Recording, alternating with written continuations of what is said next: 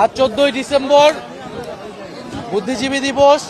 আজকের এই দিনে 1971 সালে মহান মুক্তিযুদ্ধে বিজয়ের ঠিক প্রাককালেই মুক্তিযুদ্ধপন্থী সুশীল কিছু বুদ্ধিজীবী তারা বিভিন্ন নামে তারা আওয়ামী লীগের মতাদর্শ উৎপাদন করে গিয়েছে এবং ফ্যাসিবাদের পক্ষে সম্মতি তৈরি করেছে, এবং আমরা এই সময়েও সেটা দেখতে পাচ্ছি। 5ই আগস্টের পরেও বুদ্ধিজীবীর নাম করে দুর্বলতা রয়েছে সরকারের, আইন শৃঙ্খলা জায়গায় মানুষের এসে আস্থাটা এখনো আসে নাই, এবং আমরা এখন যে দেখতে পাচ্ছি যে নির্বাচনকে বানচাল করার জন্য এবং গণ অভ্যুত্থানকে নস্যাৎ করার জন্য গণ অভ্যুত্থানের যারা প্রতিচ্ছবি ছিল, যারা নায়ক ছিল, নেতা ছিল, যারা অংশগ্রহণকারী ছিল, তাদেরকে টার্গেট করে হত্যা করা হচ্ছে।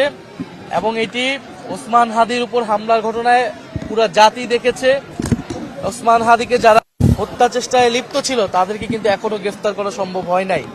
আমরা বলতে চাই অতি দ্রুত সময় তাদেরকে গ্রেফতার করে বিচারের আওতায় আনতে হবে।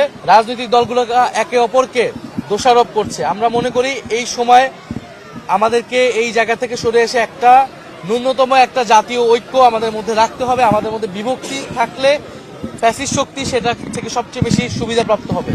ফলে আমরা চাই যে নির্বাচনের সুষ্ঠু পরিবেশ বজায় রেখে আমরা এই যে গণতন্ত্রের যাত্রা, সেই যাত্রাকে অব্যাহত রাখতে চাই।